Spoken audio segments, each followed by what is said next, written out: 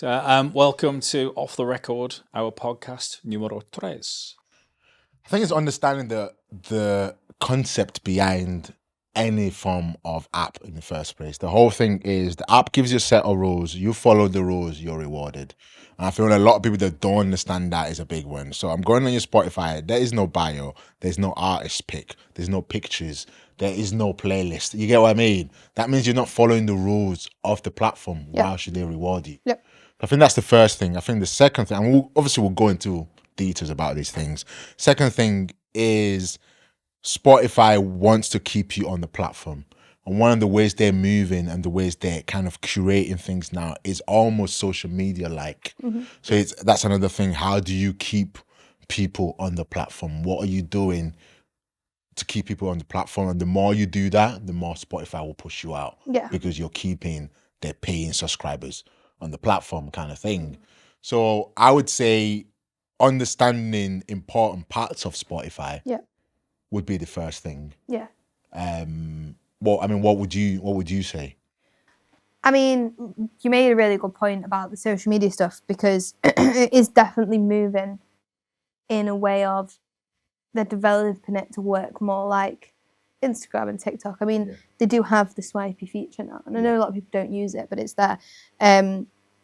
So when there's a new artist and they go around dropping an album, I'm like, okay, cool. That's like going onto Instagram, posting 20 pieces of content at the same time, and then not posting it again for 9 months. Yeah. It's not going to do anything for your algorithms, is it? Like when you put it like that, it's not going to work. I've never thought of it like that, but that makes absolute sense. Why would you do that? Like, you just wouldn't, and expect one person to go and stay on your page for, bearing in mind, these reels, if we're talking on Instagram terms, are 30 seconds maybe. Yeah. Drop 20 of them.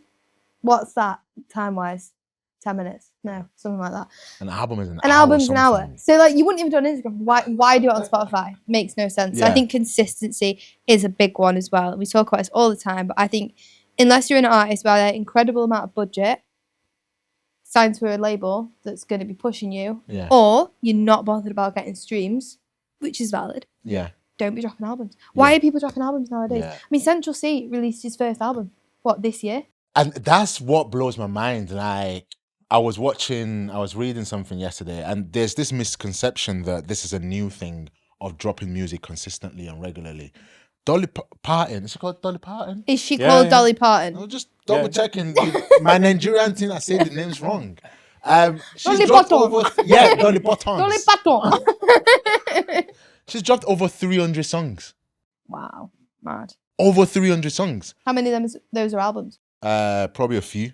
Yeah. But again, it's the consistency. Over her career, she's dropped over 300 songs. Same as when you look at Central C, how many singles it's dropped. When you look at Chip, you get what I mean? Like, you look at Cardi H. B. I know H has done a few albums, but Yeah. a lot of singles. Olivia Rodrigo, like all of these people, like you look at the consistency and the volume of what they're doing. And these are people that have the options not to even do as much. Yet they understand that this is the rule of the platform.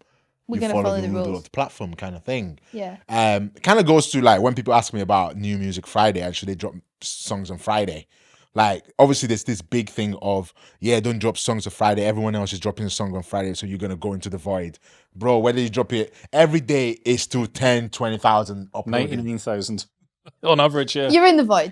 So you're in the void. Like, You're all Don't part really of the void. matter. Yeah. so it doesn't really matter. But if Spotify is saying, actually, we prefer if you do Friday, because that way your release rate counts as a week. You get what I mean? We prefer if you do Friday because it's better for us to know what happens on the first day of release so we can place you on playlists and all of this stuff. And they do placements on a Friday as well. Yeah. So if you release on a Friday and you don't hit a playlist on that Friday, you've got an entire week of metrics before you go again for a Spotify pitch. Which is a lot less. Which, say you dropped on a Monday, right? They're not going to pitch you on the Monday anyway. Yeah. They're not going to put you on a playlist on a Monday because it's a Monday. Yeah. But then you've only got 4 days to work up your streams and prove to Spotify's editors that this is a track worth playlisting. But if you do it on a Friday, you get 2 chances and you have the time to build up the streams in between. Kind of thing, yeah. The cool thing is that it's like this whole idea of dropping frequently is going back to like the 60s, the Beatles and the Stones.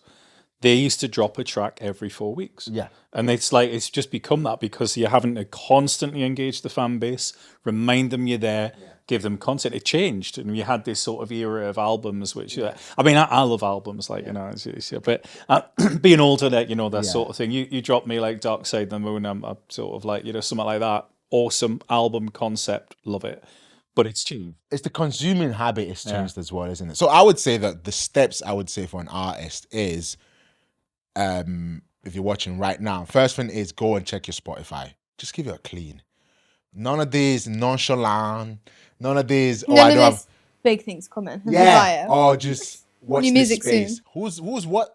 What are we watching? Like, what's happening? Like, I don't get it. The space is boring. Yeah, the space is like a nice bio. If you're struggling, hit us up or Kicker. We can probably help. ChatGPT will do you. It won't be great, but it will do something better than nothing. Have yourself a bio. It just tells me you take yourself serious. Why should I take you serious when you don't even take yourself serious? You get what I mean? So drop a bio, couple of pictures. Have your banner pictures at the top, and then have maybe 3 or 4 pictures you can swipe with. Have some videos. Spotify now wants you to do mini videos. So it's not just your one Canva anymore. They want several videos because they want you to engage the audience like it. Pushing tracks with videos harder. You get what I mean? So again, everyone's got an iPhone. Everyone's got a phone of some sort. Shoot some content. Put it on there. You get what I mean? Next thing, create a playlist. Very, very simple. Find songs that are similar to yours. Put it on a playlist. Call it a cool name. Put it up. Have a song that or have something that's going to be your artist pick. These are things that are very, very easy to do, but just means that the algorithm and the platform will take you a little bit more serious because you're taking them serious. I think we should go a bit deeper into the playlist thing because I think it's really smart. So obviously, you make a playlist from like a listener account, not in Spotify for Artists or anything like that. And then you go into Spotify for Artists and you search for that playlist and you pin it onto your page. So many P's that. Yeah. It's an absolute tongue twister. But if you have 2 playlists, one of them is your track, and then it's a load of other tracks that are a similar kind of genre, but they're all massive, viral, trending artists. It tells the algorithm someone's listening to this artist in a playlist, but they're also listening to these huge artists, which makes me think that we should push you out to more fans of those types of people. Then you also do one that's more localized.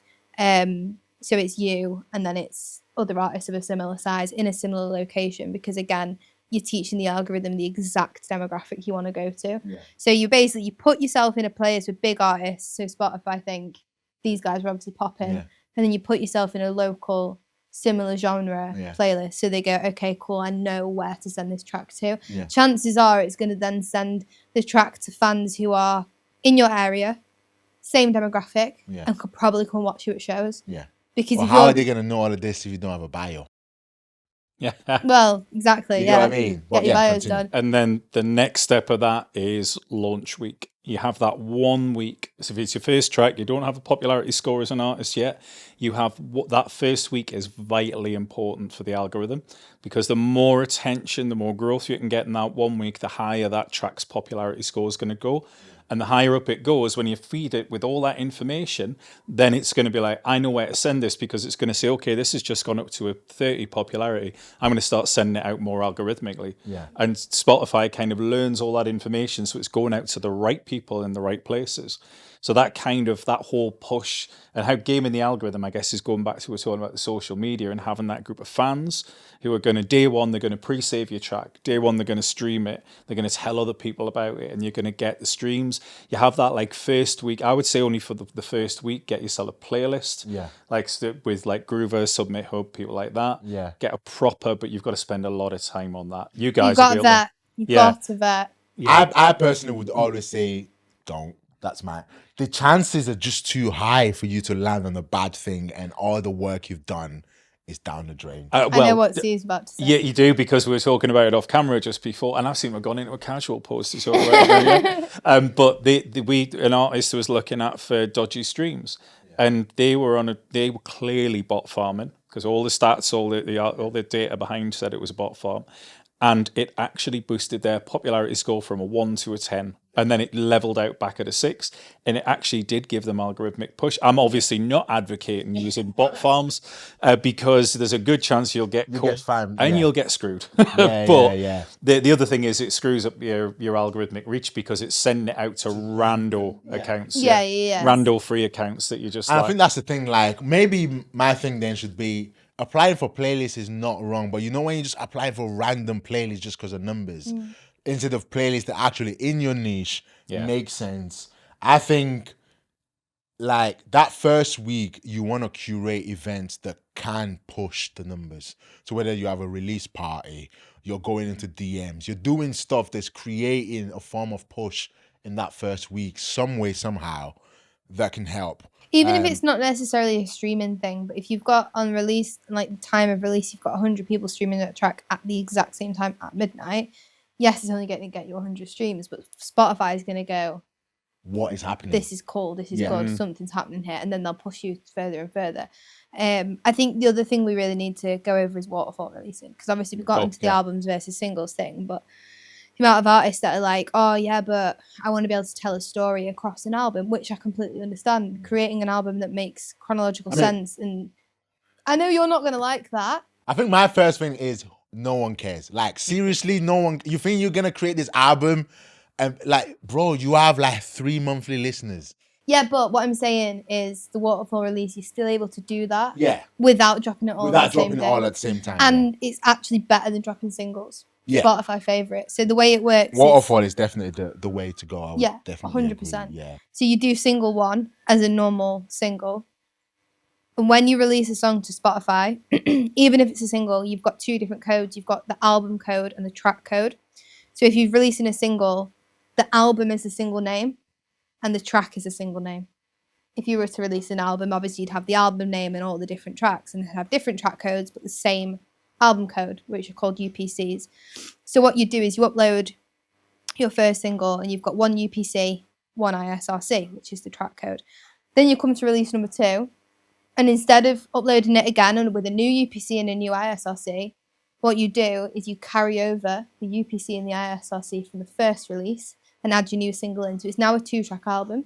So you've got the same UPC, because you can copy them over, but you've got the old ISRC from the first track and the new ISRC for the second track, right? Explaining waterfall releases always makes it sound more complicated than it is. But well, the one thing I think is worth saying here in a total advert for Kicker is that we have a really easy system where you literally just say add a previously released track and it does it all for you. Yeah, exactly. You don't have to memorize any codes or think about what have I got to add here. It just does everything. Yeah. Find a distributor that makes it easy.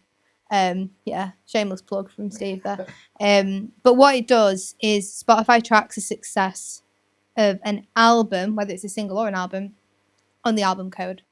So if your first single, even if it's got 1,500 streams, on the second release, where you've got the 2-track EP, in the eyes of Spotify, as soon as midnight hits, this is a new release that's already got 1,500 streams, right? Maybe you get 3,000 streams on the next single. You're now on 4,500 streams. You do it again for single 3, you add the third one and you carry everything over. And you're now working from the product rather than starting from 0 every single time. So all you're looking to do is top up more streams so your product's more valuable. And Spotify push that so much more than singles, because if you get to like release number 7, you could have like 50,000 streams across the album. So on release day, it's already got 50,000 streams. Spotify are like, yeah, this is sick. Let's push this. I think that's like the most powerful way to manipulate. 100%. I think even from a listener's perspective, if I've saved the first song, because it's the same UPC code, when I go click that song again, it's going to bring the old song that I didn't even know you've released. Because sometimes I'm just a fan of one song. But as most people are, if I'm on shuffle mode or I'm just on play mode, it's probably going to play the second song. Chance of me liking it, 50-50 kind of thing. So you've increased the chances of converting someone yet again. Obviously, we've got features like future saves now, haven't we? Where something with the future save, it means when you do a pre-save for the first one, it just means anything that's added to it now becomes part of that anyway, so it will be added to their releases. I mean, does it work the same with release radar then? Would it retarget the same release radar for the first? Good question. So that's an interesting one. So the popularity score is on a track level, so the ISRC code.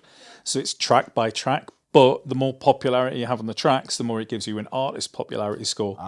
So the artist will get more algorithmic push. If your artist score might be 40, sorry, and then your tracks you might have a 24 score, you might have a 30 score, you might have a 35 score, or maybe a track. One thing that we've seen, isn't it, with an artist that is doing a feature with a big artist, or where there's a joint primary, that actually gives you a huge popularity boost. And that's one of the ways that it'll just throw it out in Spotify, and that one track then is going to boost your artist popularity score. So you might have a 50 popularity track, yeah. Yeah, so an individual basis, but it still pushes you out algorithmically because it's like, oh, look at this. Where can you find your popularity score?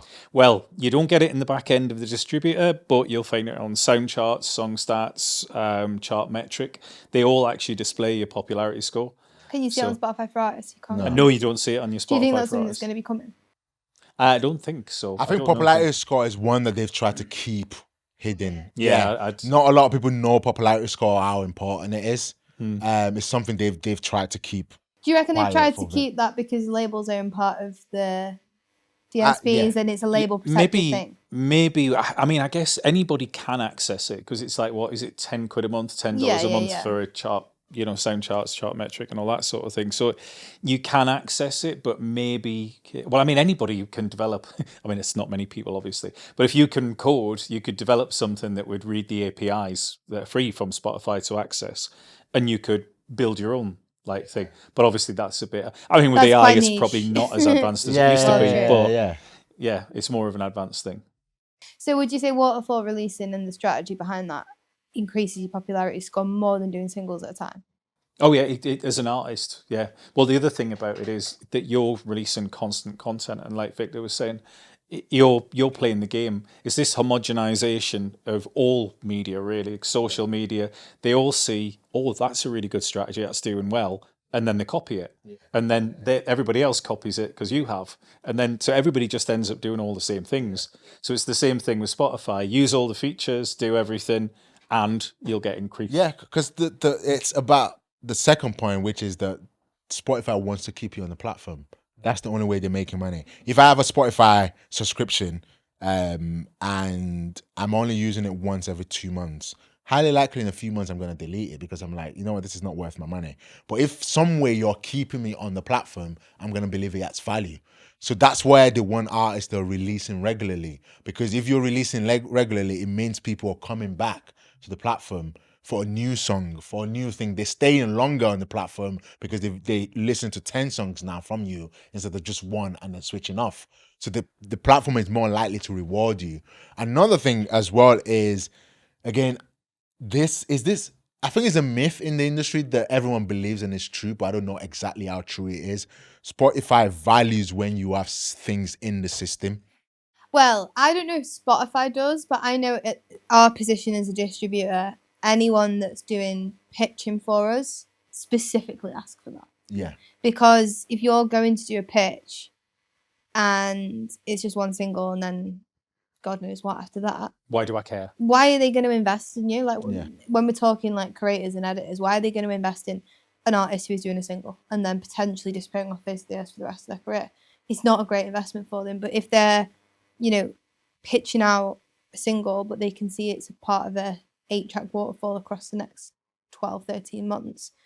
They're like, okay, this artist is going to provide us more content, bring us more fans. And I think what artists need to remember, Spotify make money via people signing up to the platform and paying the premium subscriptions, right?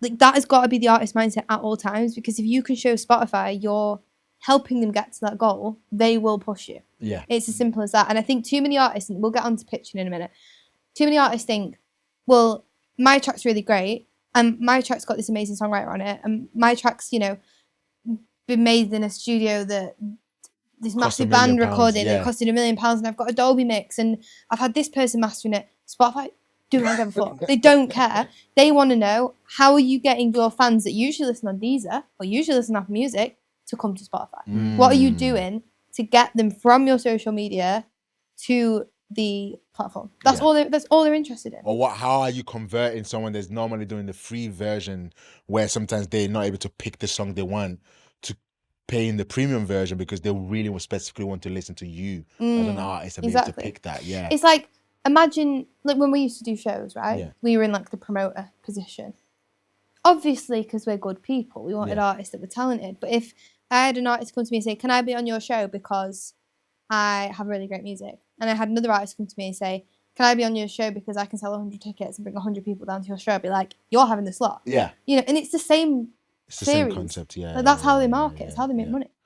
So it's in essence, then it's go to Spotify, do all the things you should do, which will tell you again, which is your bio, artist banner, playlist, the 2 type of playlists that Alice has mentioned, pictures, and then pinning something to your artist pick, whether that's a new release or playlist, Plus link up your social media.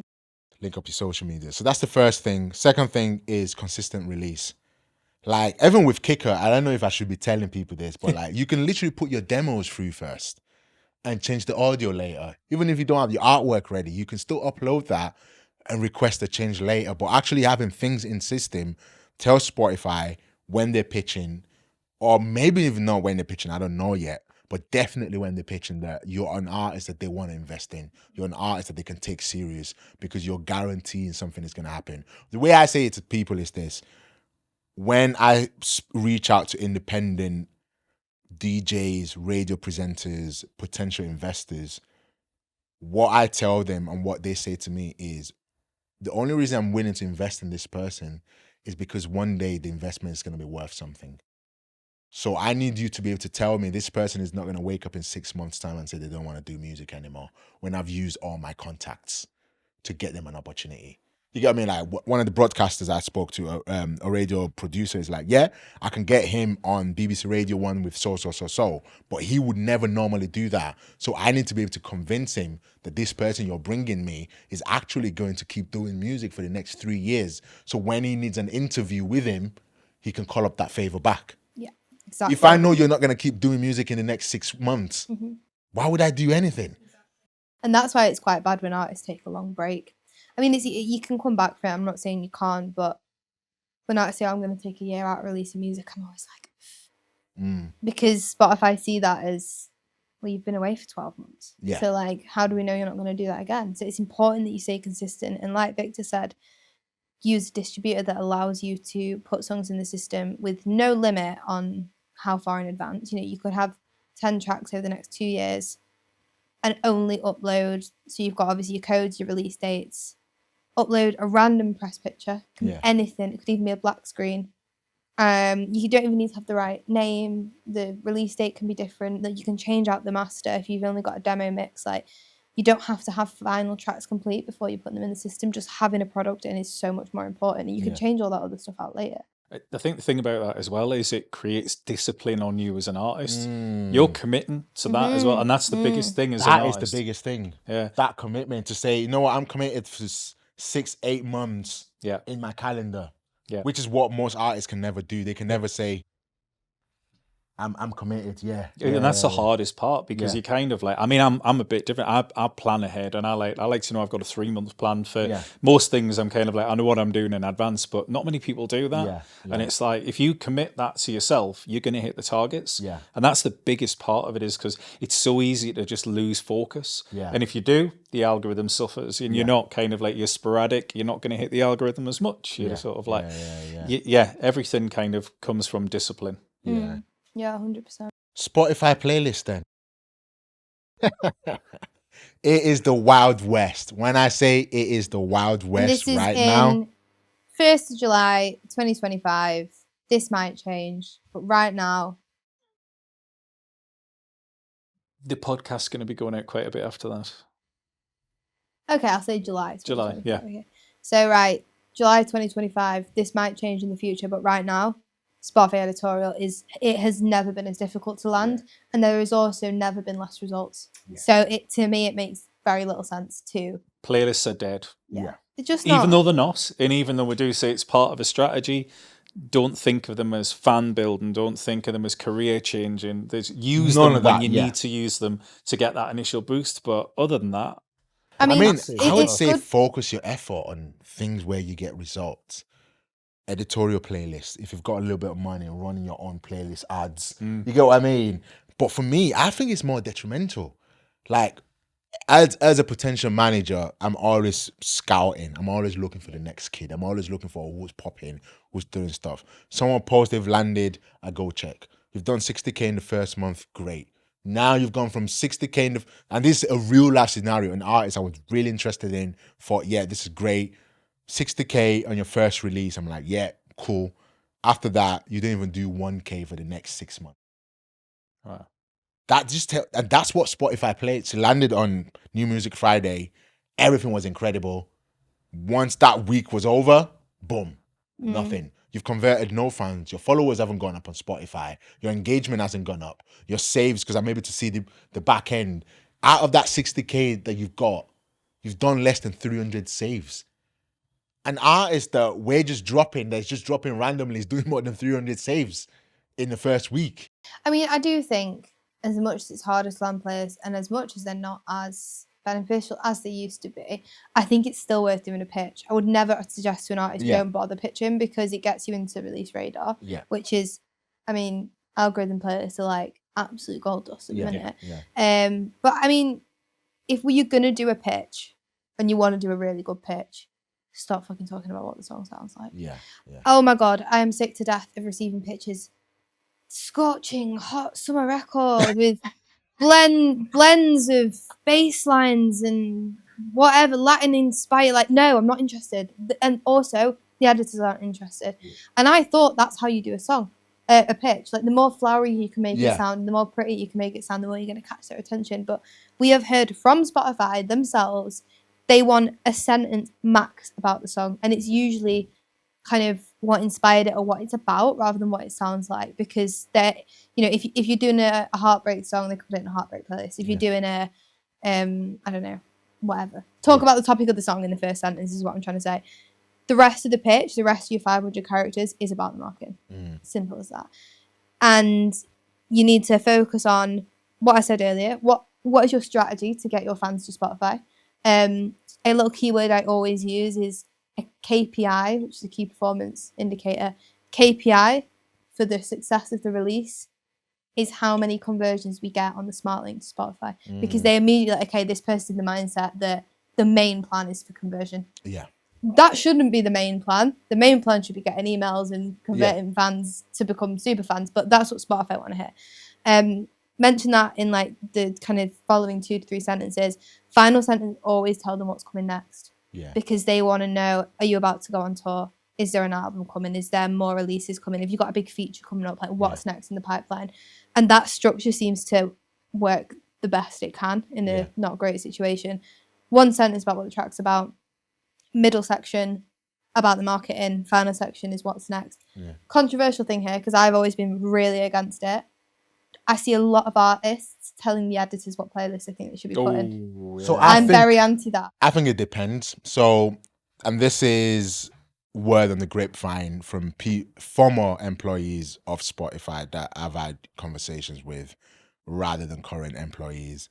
A big percentage of Spotify is AI driven right now in terms of the playlist pitch. So if you're not coming from a label, if you haven't got aggregators like us, where we're using actual people to speak to Spotify directly, and you're just using Spotify for artist pitch, all of that is AI. That's interesting. Yeah. So being able to actually direct the AI to the type of playlist that this would suit, that's why it's great on that end. So what you're saying is, because I've only ever done You've only ever done direct, right? You've only ever done emails to Spotify. Tell a tastemaker how to be a tastemaker, they'd get pretty pissed off. They're like, don't you tell me how to do my job. So I've always really stayed away from it and always advised artists, do not tell Spotify where you think you should be placed. But if you're telling me that when you do it by Spotify for artists and not direct, they use AI. That's interesting. So obviously, like I said, I'm hearing it directly from someone that used to work at Spotify. But also when you look at how many people Spotify laid off last year and the departments they laid them off from. So the department was the the playlist department where most of the layoffs were. So they were just replacing all of that with AI. Which makes sense. Yeah. They're all doing it. All the tech companies are doing it. You know, they want to get rid of people and replace them with AI. So it's kind of like you're learning a new game almost with this. aren't you? Yeah. So that's what kind of people say. I think it's also important to mention what your spends are. Yeah, definitely. That's part of the market. Yeah. I think certain genres as well, because I feel like obviously you said your marketing drives, but I think maybe a little bit more information on what that could entail. Yeah, I was just going to say that actually. I think the thing is, when people, like when I've spoke to Spotify in the past and then I go and tell artists what they've said, they're like, yeah, well, this is unrealistic because I'm not a big artist. I'm not about to go on tour. I've not got £50,000 marketing spend, which is a valid point. So I went back to them and I said, look, I'm working with artists that are doing 5,000 streams a song. Yeah. Have they got no hope? And they did get back to me and said, we take everything into consideration in regards to where that artist is at that stage. So it's based on ratio. It's all relevant. So like, you know, someone that's averaging 5,000 streams, they're not going to expect a mad budget. They're not going to expect you to be about to go on a world tour. But for an artist of your size, you're doing everything you can. Yeah. And that's what they said these artists need to keep in mind. Yeah. So if you're releasing a single, you've got nothing coming up in the future, you've got no shows, you've got no radio playing it, you've got no influencers, you've got no marketing plan, no budget, you've not really got a lot to say. And that's why, I mean, I don't actually know this, but I can guarantee if I went and got a job at Spotify doing playlisting, you'd probably get 95% would just be talking about what the song sounds like. They've got ears. Yeah. They need to read it. Yeah. For real. And don't forget how many songs they'll be listening to a day. You get what I mean? So they like, I think it's really, so. I don't know, shit, are we kidding ourselves that people actually listen to music there anymore? Yeah, true. How many people are there who actually listen to music? It would only be if you're coming from the labels. But I would say that the main thing then would be include your marketing spend, include anything important that's happening. So have you been played on BBC Radio 1? Have you been played on BBC Introducing? Is there going to be a premiere of the song on the radio? Nothing too small. You get what I mean? Like, even your local radio is still important. Exactly, yeah. You get what I Nothing mean? is too small. Social media on certain genres is very, very important when we're speaking to the Afrobeat communities and we're speaking to, because don't forget that Spotify has different departments in different countries. So when we're speaking to Spotify in Africa, they're very, very heavy on the social media. They're saying to us, what's happening on social media? What are you doing to push this song? Are you doing a social media campaign? Are you doing an influencer-based campaign? I mean, I'm hearing that in the UK as well. Oh, is that happening in the UK now as well? In the UK as well, yeah.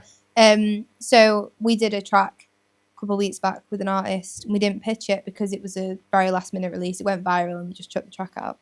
But on the odd occasion, if something's going crazy, we get the chance to do a repitch. So I went to Spotify and said, are we able to repitch it post-release? Which is something, you can't do that in Spotify for artists. It's a kicker thing. And she came back to me and she said, if you're going to do a repitch, you have to include data points. Yeah. Where were they 2 weeks ago versus where they are now? What's the percentage of following increase on TikTok in the last 6 weeks? How many playlist ads have you got now versus 3 weeks ago? And you've got to give them the most valuable and impressive data points you can. So I feel like if you're doing a pitch or a repitch, like go to Chart Metric and find the metric that's the most impressive and chuck that in the pitch. Yeah. I was sort of slightly related. I spoke to a band the other week. They released 2 tracks on their own and they're about to get like sort of track 3. Both of those 2 tracks, they landed Spotify playlists through Spotify for Artist pitch. And spoke, I was like, oh, that's pretty good. I was like, oh, I just thought we're normal. Wow. I was just like, I wish I was you. I think certain genres is easier as well to land. I think landing as a pop artist is like so hard. Yeah. It's just, but I feel like that's the thing. Like, you can't get fit. I say I don't even care. Like, the artists we manage, I don't care. Like, but then at the same time though, like we always say, there's 2 sides of the industry, and it's important we understand that. There's the side of the industry that needs to impress the industry heads. You being able to put landed on New Music Friday on your page as a potential A&R or someone that's interested in you, my ears are pricked straight away, kind of thing. So it is still important for that. It's the same thing like saying, is magazines important? Absolutely not, for conversion and the readers and stuff. Like, who's reading magazines?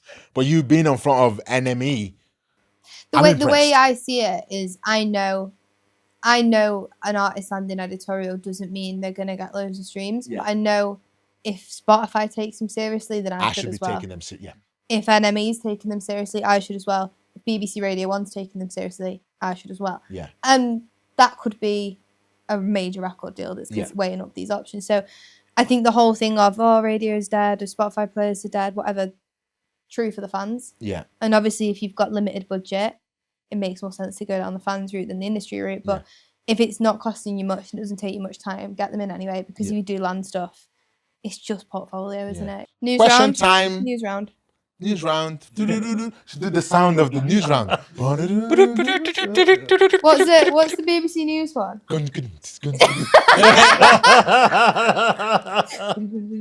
Yeah. Right. What's the question? Go on, Colin. Have you heard about this? So New York City Yeah. backs plans to increase streaming rates so artists can get a living wage. Again, this is another thing that I am so controversial over, and people are gonna fleece me and they're gonna hate me about it. But as a business and just the viability of it, first of all, the consumer has shown over and over and over that they are not willing to pay more because they're not getting more. The Pandora box is open, you can't close it. It's simple as that. This idea that artists should be paid more, yes, but what more? People are saying artists should be getting paid £1 per stream. I'm like, do you know how much is Spotify worth? Like, how does that work? 7 days. Yeah, like they will literally go bankrupt. Like in how many days? What annoys me about the whole I don't get paid enough. You woke up one day, some artists, thought, I want to be an artist today. You go down to PMT or you go on to, what's it called, Gear for Music. Yeah. You spend a couple of £100, bang, you're on Spotify. Yeah. That doesn't mean that you have the rights to say, I deserve X amount of money per year. And obviously there is a huge amount of artists that are absolutely grafting and working really, really hard. And my thing is, I think the entry level is too low. Like, you shouldn't be able to release a song on Spotify that's just a voice note. Because that... It just dilutes the pool. It dilutes it so bad. bad. I don't know why either Spotify, or all DSPs really, are not saying there is a vetting process. You have to be... I think that needs to be... Yeah, but how do you who vet chooses? Art? Yeah. Who says you're good enough to be a musician? This is art. Because it's just, I mean, look at John Cage, closes the piano ambient set. The artist takes so many, not saying that I get with it, but it takes so many different forms and it's in the eye of the beholder. It's totally down to the individual. I think the thing is, it's not going to happen because I think one thing people always forget, and I say this to a lot of people, that we look at music as just this nice thing. When you look at it from a business, music has so much power and powerful people behind it. So take, for example, certain countries, almost 50 to 60% of their GDP comes from music consumption. You get what I mean? It's what fuels their, like Barbados, Jamaica, you get what I mean? Like even Nigeria, the amount of tourism and the amount of money that's coming into Nigeria from the music just from music, you get what I mean? So there's not going to be any form of lawmakers that is going to let anything jeopardize this. If they're not going to allow it to happen with smoking that actually kills people, you get what I mean? Like there's going to be lobbyists within the lawmakers that's like, this cannot happen because the detrimental effect of this, it's going to be this. Certain economies rely on these systems to even exist. It doesn't fit the business model either. Because like you said, the cat's out the bag. People are like, this is what I pay for streaming. You cannot just say you're going to pay double. It doesn't work. Yeah. No. Piracy will end up coming back. So I think instead of increasing the price, reduce the shit. That is a good point. Like, why can anyone just make a voice note and put it on Spotify? The idea of I guess all these tracks is like 46% of tracks are under 10 streams or something like that. Do they really? This is actually a better system. Why don't you create a payment box? So anything on the tiers. Anything over 20,000 gets £500. Anything over $1 million gets 1,000. You get what I mean? Like you have tiers in place. Does that work better? So I don't know. So it's not like 0.00 per stream. It's once you hit a bracket, you get a lump sum. If you hit another bracket, you get a lump sum. I can't think of why that wouldn't work right now, but I bet there's a million There probably is a million reasons, but Yeah. I don't think it's going to solve the problem, because I guess the thing is you can't earn a living wage when you don't know what your streams are going to be, because you might get 1,000 streams, you might get 50,000, you don't know what's going to hit and what's not going to hit. And how do you is it like, where does the living wage kick in? If you get 1 million streams, are you then entitled to a living wage? You know, is the bigger question then the consumer doesn't know the value of art anymore? 100%. Absolutely. So I think that's the biggest thing. Like, the consumer is not willing to pay more because they do not know the value of this. So it's not even, I feel like that's something that annoys me sometimes. Sometimes the onus is placed on the distribution company. The distribution company is not the problem. It's the consumers.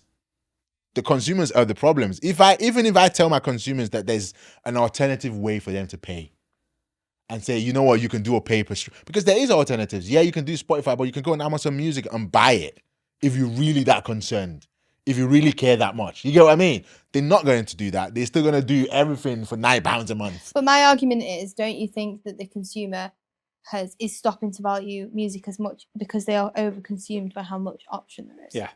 So do you not think that reducing the pool would make everything make more sense? Reducing the pool 100%. It's just how it's a race down into the abyss. Like, where do you start? Who puts the rules up? How do we make sure those rules are not abused? Yeah, and you're introducing more gatekeeping to the industry, and it's like, does that gatekeeping stop a lot of really cool talent coming through? Because that really cool talent, everybody has to start from somewhere. Everybody can grind, and maybe they're not grinding the right way, but they've got some amazing music. But should we segregate it a bit more? So we have a different streaming service, and we go back to everyone releases on SoundCloud. The legit guys go to Spotify. Keep the 0.03 for SoundCloud. Keep that system, and then have a more. Once you get to a certain established level. How do you call something legit? Yeah, I mean, this is what Universal are trying to do, isn't it? With the whole streaming 2.0 business, you know. But they're trying to put money in their own pockets. They don't care about independent music. They don't care about development of music. They just want music that they can own most of. I think there was a thing that Top Music Attorney, she does some really good content, and she was saying on a video a few days ago or whatever, it was like that Universal are just short of being a monopoly. Yeah. They are just under that level of being a monopoly. But they will monopolize because they are the big fish. I think that's the thing. Like, history has taught us, especially in this game, you can't rely on them to have a good heart. No. Fuck no. So you get me? If we put the systems in place, we can't rely on them to do it right. They will always find a way to use it to their advantage. Everyone will get biased, and if you're signed, you can have less streams, but you can end up in the higher tier or whatever. So, it wouldn't make sense, but I do think there is a massive issue with accessibility. It's far too easy. I'm really interested to see what happens with it, how it progresses, because I don't see it workable in my head right now. I don't. Maybe there could be something, but I don't see it. I mean, for them to be having the conversation, we're moving in the right direction. Yeah. That's exactly right. Next question. So I think we've been hearing that Spotify's boss has been investing in this AI drone thing. I think one of this independent. Yeah, through an investment vehicle he set up. He was actually an early stage investor in this AI military tech company. Yeah. And then he's doubled down on his investment now. And some bands are protesting. I think first thing first is good on you. Yeah, good for you. Art has to be rebellious. Like, that is the purpose of art. It has to rebel against the system. And it's something I always say. So people on my Instagram know me for this. It really annoys me so much. Artists that come on Spotify and come on Instagram and bash Spotify, but they own a Spotify account. How does that work? You're bashing the system, but you pay into the system to consume other people's music that you're not paying enough for. So hypocritical. Like, you get what I mean? Like, and if you hate Spotify so much, take your music down. Why is your music still on it? You get what I mean? So, I mean, like, realistically, and this is no shade on independent artists. I manage an independent artist and I work with independent artists every single day. But do you really think Spotify cares what you think? They're not going to read your Instagram story. They're not going to see your reel where you're complaining about streaming. And I get what you're saying. But I think in order for there to be any kind of change, we need more of this type of stuff. Yeah. Bands and artists that are big, removing catalogues. Because if, you know, your kill their average, pockets. if your average kind of like young female, whatever, listens to pop music, goes, right, I'm going to create a Spotify account. I'm like 15, 16. Okay, I can't listen to Billie Eilish. I can't listen to Ariana Grande. I can't listen to Olivia Rodrigo. Fuck this, I'm going to Deezer. Like, that's going to happen. Yeah. But how can we convince the artists at the top who are making Well, you millions off Spotify to take the You catalogs down? Well, Can't. first of all, they don't care. Second thing is a lot of times they don't have the power. Well, yeah, of course, because they're signed They're to signed to a major label that who owns is a percentage. Yeah. I always thought that. I always think, why is Drake still with a label? Like, why is this big guy still here when they know how bad this is? But a lot of times they literally have no power because those guys own everything. You need a viable alternative as well. So you True. can't just say, all right, I'm off Spotify. yeah. The biggest game in town. What do you do when you go? I mean, Bandcamp, but Bandcamp's only for real select genres. I think it's not like And select type of audiences. yeah, well. totally. But I think going back to what we said before, Bandcamp people will invest more money if you set a price for an album. There's people there who go, "I'll pay double that because that's cheap," and I respect what you've done. I like your work, but it is very niche. I think for who it supports or who it kind of appeals to. It's also old. Yeah. The code's old and it's kind of I mean, it's called Bandcamp. bit clunky. Yeah, but I think good on art people finally taking a stand and saying, because I feel like in this industry, it does like it takes so much for you to be able to succeed, and if you're not careful, your moral codes and everything that gets erased slowly and slowly and slowly over time. Like that's just how the music industry. You think, oh, maybe it's not too bad. Maybe by the time you've been here 10 years, you don't even recognize yourself anymore. You get what I mean? So for someone to say, you know what, I am not willing to compromise on my values and what I stand for, I think it's incredible. But for your average guy, yeah, put your money where your mouth is. Because if you still have a Spotify account, you're still part of the problem. And it just shows as well what we've said all along. They're not a music company; they're a tech company. They don't care. Yeah, they actually. You know, it's just like the fact of a music company. Imagine somebody with all of that money and influence who cared about music and what you could do with that. Yeah. Oh man, it could make such a huge difference. It could they could do amazing things, but it doesn't. It's now going into some defense. Ways to kill people. Yeah, exactly. Like- It's just going into something completely contradictory to art. Yeah. And it's just sad. Yeah. I think it's bad. I just wish you would put money back into music and do something for grassroots. You know, you can save grassroots music. You know, you've got enough money to make a massive difference. Yeah. So I think the key takeaway is good on the band that's done that. Yeah. Wish more artists had the control, the ability, and the influence to be able to do that. If you've got less than 100,000 fans in your back pocket, it's kind of impossible. Yeah. Yeah. Pretty much. Next question.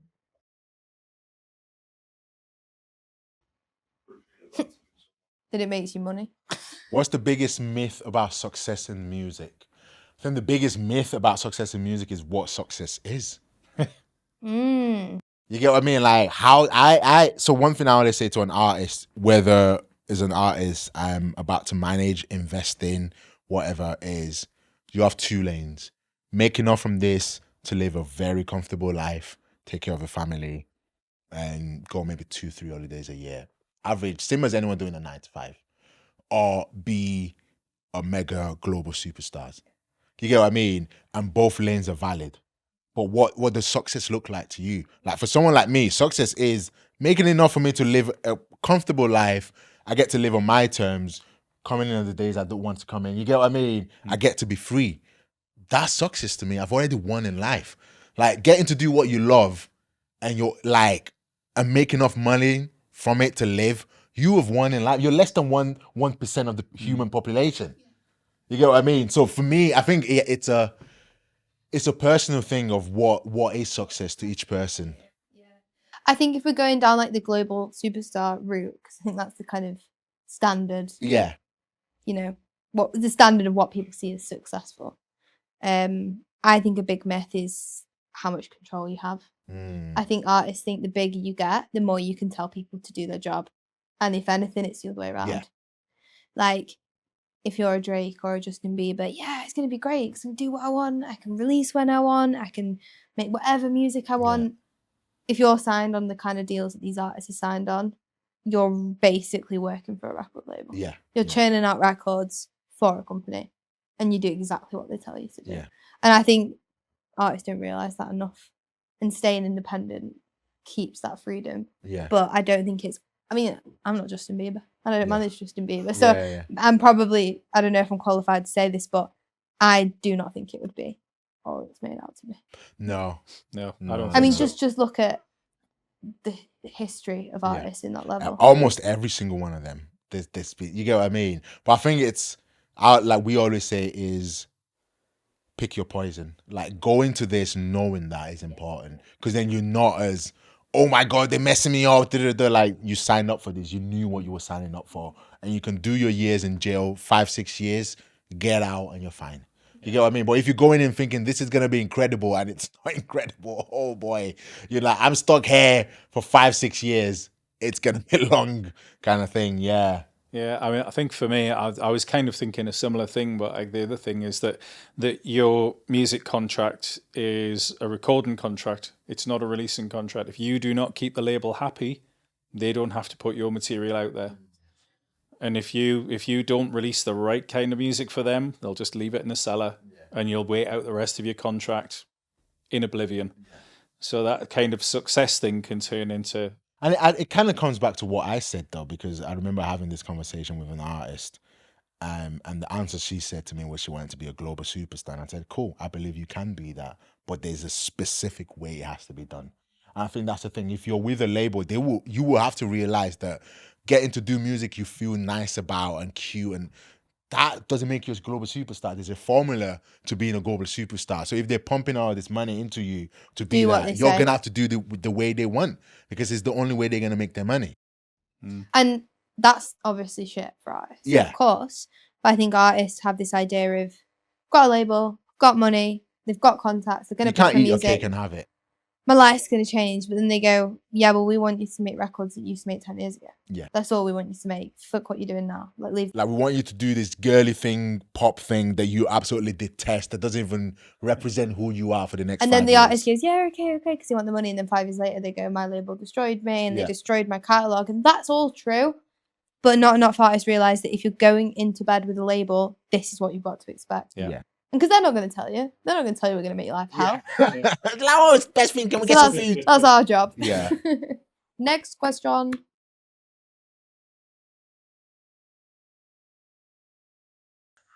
Damn. So, if you could change one thing in the industry overnight, what would it be? I mean, streaming. Yeah. Streaming. Put the genie back in the box. Yeah. I feel like that will solve so many issues. Yeah. I think a variation on that for me is bring back the connection with music. Bring back the love of music, where somebody doesn't have to be a slave to algorithms, where they can, unpopular with your younger generation, release an album and then just sit and create another album for 6 months to a year and love that that's a piece of work, if that's what they want to do. And people are able to connect with it, and people are able to love it in a way that they can't now. And with streaming, it's destroyed the connection with art and the connection with music. It's destroyed the tactile, opening an album, opening a CD, reading the booklet, and just kind of connecting. The experience. However, if we went back to that overnight, how many artists that we currently work with would not have disappear. access? Well, if there was a means for them to easily get the music out there, I mean, you could probably, Because I mean, you still need digital, wouldn't you? Because if we're getting rid of streamings, we're going to shop floors. How would you get in shop floors? None of the people I work with would even... Not even a single artist I can name off the top of my head that I've had a conversation with would have been able to survive. It's true. You kind of do... I guess you'd need to keep digital. You would need to keep digital as democratization, because that's how anybody can... So what would be the middle ground? You said earlier, pick your poison. Like, I feel like that's kind of the thing with old versus new. Everyone slates the new music industry, and I get it. But was it really that great? Everyone slating this music industry would have probably been fighting for their lives at open mic nights, hoping someone would pick them up 30 years ago. True. And they would have never, ever been able to achieve their dreams. At least they can get people to listen to their music for it. Now you've got a point there, you know. Now you actually are, you're spitting. You're spitting. No, like our platform wouldn't exist. Because we support grassroots artists en masse. Right, we're being Asda right now. Yeah, no, we'd all be stacking shelves. No shade on Asda. But But the accessibility And the just supermarkets do exist. Yeah. Well, Big true. up Aldi.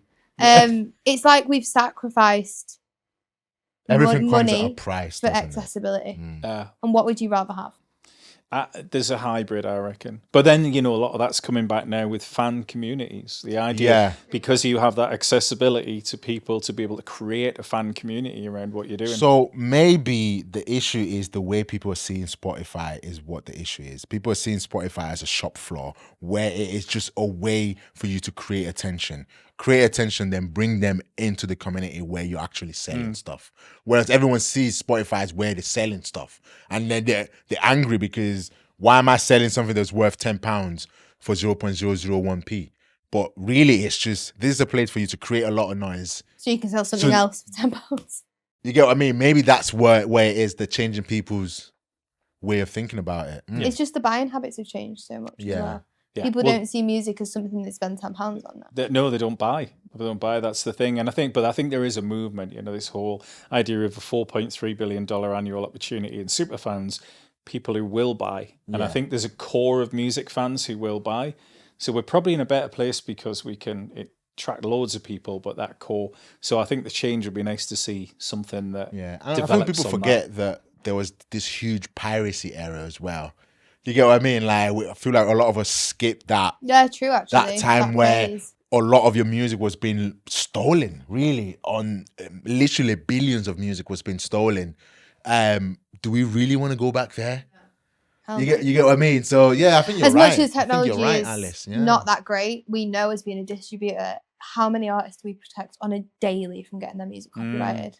On a daily, and you can't have that kind of control if it's physical. Yeah, because there's not the technology for it. So it's a rock and a hard place. It's shit either way. Yeah, isn't it? Same as anything, it's good if you're on top. Yeah. Yeah. Next question. Major pause.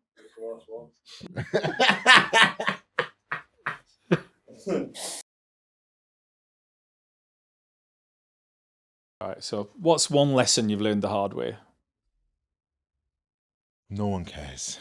It is a painful lesson. But once you learn it, it changes everything because the way you move now, ruthless.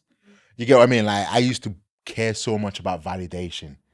Like, oh, what if they don't like it? What if, and I was like, bro, you think your 20 people viewing your thing care? They don't. So I started making records just any way I liked. Putting stuff out day in, day out, like 10 things a day. 10 records a day, like on SoundCloud, because no one cared anyway. And then suddenly I realized, okay, people are starting to care. So it's once you really like getting rid of the need for validation and realizing no one cares, changes everything. I completely agree. I think mine would be how you word this right. How many people? No. Okay, I think mine would be how relentless you've got to be. Like, I underestimated it, and I'm still learning every day. There is always someone who's going to work hard. Always. There's always someone that's going to outdo you on content or tracks or hours or gigs or whatever. You can't just sit there and wait for your music to blow up. Like, we always say, like, there's an art in working records that people don't seem to understand anymore. Like, you don't just put a track out, put it on your story, go stream my song, share it with your family group chat, done, move on to the next. Like, it is graft. Yeah. Like, it's such graft. Relentless. Like, it's... when you're seeing no results. It's doing a shift every day. If you've got a full-time job, you do an hour every day. If you work part-time, every day off, you're doing a 9 to 5, finding new fans. Even, like, not enough artists are researching and learning as well. Yeah. Like, the amount I learn for my artist just by spending hours and hours and hours on YouTube. Yeah. Like, just there's so much content out there that you can consume to get you a little bit ahead of the next artist. You might know a few more things that might get you a little bit further, and understanding how much work it takes, I think, and how much work other people are willing to put in because they want it more. Think about Jessica Ennis Hill when she talked about winning the gold medal. And she was like, I was out every morning, like 4 a.m, whatever, training because I knew my competition were. And it was like, that's how she won the gold, because she knew she was going to work harder than them and push harder. Do you think one of the issues is that we see the artists at the top, we don't see the journey of them going to the top. That's right. We see like overnight success, which Yeah. is not ever think, overnight yeah. success. Yeah. So we don't see, but I feel like one thing you said about the shift is, because I think a huge thing I want people to always take from our podcast is actionable things. And I think a shift is such an actionable thing. Like if you're working and you have a day off, and that day off, like every time you have a day off, you should be spending a minimum 5 hours on music related stuff that is not you being in the studio as an artist. You get what I mean? I call it deliberate practice. Yeah. Like it's so important kind of thing. What are you doing for 5 hours on your day off? A minimum of 2 hours on the days you're working that is improving you as an artist. Whether that's learning better ways to create content, better ways of hashtagging, SEOs, hooks, you get what I mean? Better ways of marketing, understanding, even songwriting. There's a skill that, yeah, you might be a great vocalist, but do you know how to songwrite? Do you know how to structure your song? All of these things, like understanding just simple marketing. How do I get myself my first gig? How do I play live? All of these things. And the great thing about YouTube is you have free information. So much free information kind of thing. So I think it's just that, like, deliberate practice, actually putting yourself, you got to put the shift in, man. It is hard work. Artists think this thing is easy. It is, and it demands so much sacrifices from you. Like, I'm not an artist. I work as a producer and engineer, and obviously I work for Kicker as artist liaison. So I work with artists 24/7, and I can't even tell you the things I've had to sacrifice in my personal life to even get started. Like, I'm not even where I want to be or where I should be. You get what I mean? And same as artists, like the things that, and same as Steve, you get, like the things we've had to sacrifice. I mean, think of you, even just being the CEO or Kicker, like the things you've had to give up in life every day just to be able to keep this thing working. Yeah. It's insane. So why would you expect that you get to do it and not? Yeah. And then that's actually my thing, is exactly that, is the for me, the low value that artists place on that expert marketing, etc. advice, and the low value they place on that in the chain. So many of them just devalue it, or they just don't realize how much value it's got and how much it kind of means to growing and developing. Yeah. It's been very, you see like a huge bulk of people who don't get it. Yeah. And Is it because it's not as fluffy? Is that why people don't really see as? I don't know. I mean, we dish out the expert help. Yeah. And it's kind of like, there's a lot of people like, oh, right, yeah, that's good. You think, no, you need to listen to this. Yeah, like this is what changes it. Yeah. And I think that's the thing. Like, I always say this, and people always argue with me, but the music is 20%. Take it or leave it. Like, the music is 20% of this game. Like, you need to be able to put other things higher up in the hierarchy over the music. You get what I mean? And I think a lot of people really think the music is 80% of it. Yeah, I think so. Yeah, I think I said they just don't place enough value on the things that they need to succeed. Yeah. And it's like, that's fine if you want to release it in the void and do it as a hobby. Yeah, great. Yeah. But we talk to people who want to make it a career. If you want to make it a career, you have got to put that 80% in. Yeah. You've got to work on all of these external things. You might not enjoy it. You know, that's just life. You don't enjoy everything all the time, but you've got to kind of get into a routine and get with it. Next question. That's it.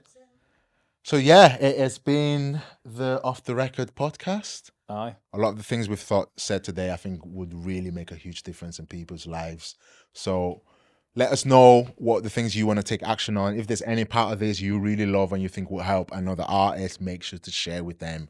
Like we were saying, this sharing this education and this kind of information is what will really help everyone build and everyone grow. But yeah, like, share, comment. Right. Subscribe. And let us know anything you want us to talk about in the future. Yeah. We have a great access to people who know lots of things. Yeah, so we want to bring on some guests and stuff like that. So let us know. But watch epics. Cheers. Bye.